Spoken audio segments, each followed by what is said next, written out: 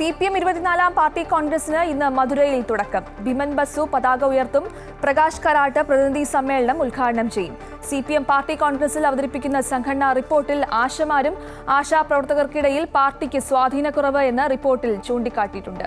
വിവരങ്ങളുമായി മധുരയിൽ നിന്നും KK പ്രശാന്ത് ചേരുന്നുണ്ട്. KK പ്രശാന്ത്, മധുരയിൽ ഇന്ന് ചെങ്കൊടി ഉയരുന്നു. 24-ാം CPM-ന്റെ പാർട്ടി കോൺഗ്രസിന് ഇന്ന് തുടക്കമാകും. പ്രതിനിധി സമ്മേളനം പ്രകാശ് കാരാട്ടാണ് ഉദ്ഘാടനം ചെയ്യുന്നത്.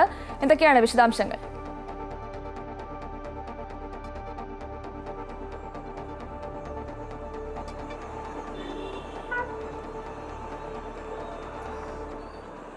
ഗോപിക, CPM-ന്റെ സംഘടനാ നയ രൂപീകരണത്തിന്റെ ഏറ്റവും പ്രധാന ഘട്ടമാണ് CPM-ന്റെ പാർട്ടി കോൺഗ്രസുകൾ. അതിന്റെ ഭാഗമായുള്ള 24-ാം പാർട്ടി കോൺഗ്രസിന്റെ ഭാഗമായുള്ള പാർട്ടി കോൺഗ്രസാണ് ഇന്ന് മധുരയിൽ തുടക്കമാകുന്നത്. രാവിലെ 8 മണിക്കാണ് മുതിർന്ന നേതാവ് ബിമൻ ബസുവാണ് പതാക ഉയർത്തുന്നത്. അതിനുശേഷം 10:30 തന്നെ പ്രതിനിധി സമ്മേളനം ആരംഭിക്കും.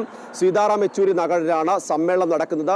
പ്രതിനിധി സമ്മേളനം ചേരുന്ന ഹാളിന് കോടിയേരി ബാലകൃഷ്ണന്റെ പേരാണ് നൽകിയിട്ടുള്ളത്. അതിനുശേഷമായിരിക്കും മറ്റ് നടപടികളിലേക്ക്, സംഘടനാ നടപടികളിലേക്ക് കടക്കുക. പ്രസിഡീയത്തെ തിരഞ്ഞെടുക്കും.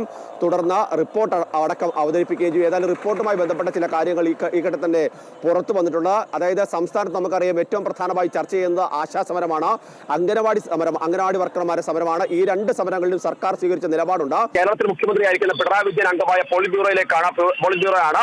ആ പോളിറ്റ് ബ്യൂറോയിലേക്ക് തന്നെയാണ് ഇപ്പോൾ പ്രധാനമായും വിഷയം ചർച്ചയിലേക്ക് വരുന്നത്. ആശാ വർക്കർമാരെയും അംഗനവാടി വർക്കർമാരെയും കൂടെ നിർത്തുന്ന നിലപാട് ഉണ്ടാകണം. അത്തരം ഘട്ടങ്ങളിലേക്ക് പാർട്ടിക്ക് ഇറങ്ങിച്ചെല്ലാൻ കഴിയുന്നില്ല, അവിടെ സ്വാധീനമുണ്ടാക്കാൻ കഴിയുന്നില്ല എന്ന വിമർശനമാണ് സംഘടനാ റിപ്പോർട്ടിന്റെ ഭാഗമായി മുന്നോട്ട് വെക്കുന്നത്. മാത്രമല്ല, പാർട്ടി അംഗങ്ങളുടെ പ്രവർത്തന രീതിയിലടക്കം കൃത്യമായ ഇടപെടലുകൾ വേണം എന്നുള്ളതാണ്. പാർട്ടി അംഗങ്ങളെ തെരഞ്ഞെടുക്കുന്നത് നമ്മൾ സംസ്ഥാന സമ്മേളന സമയത്തും കണ്ടത് ഇത് തന്നെയാണ്. അത് തന്നെയാണ് ഇപ്പോൾ ദേശീയ നേതൃത്വവും കീഴ്ഘടകങ്ങൾക്ക് മുന്നിലേക്ക് വെച്ചിട്ടുള്ളത്. പാർട്ടി അംഗങ്ങൾക്ക് പാർട്ടി മെമ്പർഷിപ്പ് നൽകുമ്പോൾ ഏത് തരത്തിലുള്ള ആളുകൾക്കായിരിക്കണം മെമ്പർഷിപ്പ് നൽകേണ്ടത്, അവരെ സംബന്ധിച്ച്, അതായത് ഒരാൾ പാർട്ടി അംഗമാകുമ്പോൾ ഏതൊക്കെ തരത്തിലുള്ള നീക്കങ്ങൾ ഉണ്ടാകണമെന്ന് കൃത്യമായി പാർട്ടി ഭരണഘടന പറയുന്നുണ്ട്. അവർ മദ്യപിക്കാത്ത ആളുകളായിരിക്കണം, ഒപ്പം തന്നെ പ്രാദേശികമായി പ്രശ്നങ്ങൾ ഉണ്ടാക്കാത്ത ആളുകളായിരിക്കണം, ജനങ്ങളിൽ സ്വാധീനമുള്ളതായിരിക്കണം. ഇങ്ങനെയാണ് സാധാരണഗതിയിൽ CPM-ന്റെ ഒരു പാർട്ടി അംഗത്വം കിട്ടുക. അതെല്ലാം തന്നെ ഇനി കൃത്യമായി പരിശോധിച്ച് മാത്രമേ ഇത്തരത്തിൽ ഈ മെമ്പർഷിപ്പ് നൽകാവൂ എന്ന നിർദ്ദേശം നൽകിയിട്ടുണ്ട്. അതോടൊപ്പം തന്നെ വർഗ ബഹുജന സംഘടനകളുടെ പ്രവർത്തനം ശക്തിപ്പെടുത്തണമെന്ന നിർദ്ദേശം കൂടിയാണ് നൽകിയിട്ടുള്ളത്. ഇതെല്ലാം തന്നെ സംഘടന റിപ്പോർട്ടിന്റെ ഭാഗമായുണ്ട്. ഏതായാലും കേരളത്തിലെ CPM-നെ സംബന്ധിച്ച് ഏറ്റവും പ്രധാനപ്പെട്ടതാണ്. മറ്റൊന്ന് പ്രശാന്ത്, അതോടൊപ്പം തന്നെ ഈ പാർലമെന്ററി വ്യാമോഹം അഴിമതിയിലേക്കും അതോടൊപ്പം തന്നെ വിഭാഗീയതയിലേക്കും നയിക്കുമെന്നാണ് സംഘടനാ റിപ്പോർട്ടിൽ വിമർശനമുള്ളത്,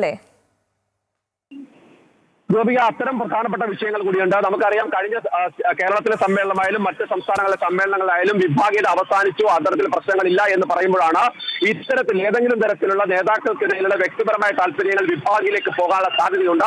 അത് കണ്ടറിഞ്ഞ സംഘടനാപരമായ നടപടികളും തിരിച്ചടികളും ഉണ്ടാകണമെന്ന നിർദ്ദേശമാണ് പ്രധാനമായി നൽകുന്നത്. ഏതായാലും ഈ സമ്മേളനത്തെ മറ്റു തരത്തിൽ ശ്രദ്ധേയമാക്കുന്നത് MA ബേബി പാർട്ടി ജനറൽ സെക്രട്ടറിയായി വരുമോ എന്നുള്ളത് തന്നെയാണ്. കാരണം EMS-ന് ശേഷം കേരളത്തിൽ നിന്നൊരു പാർട്ടി ജനറൽ സെക്രട്ടറി എന്നുള്ളതാണ് സംസ്ഥാന ഘടകം ഉറ്റുനോക്കുന്നത്. പ്രകാശ് കാരാട്ട് എത്തിയെങ്കിലും അത് ഡൽഹിയിലാണ് അദ്ദേഹത്തിന്റെ പ്രവർത്തന മേഖല. അതുകൊണ്ട് തന്നെ കേരളത്തിന്റെ അക്കൗണ്ടിലേക്കല്ല അത് വന്നത്.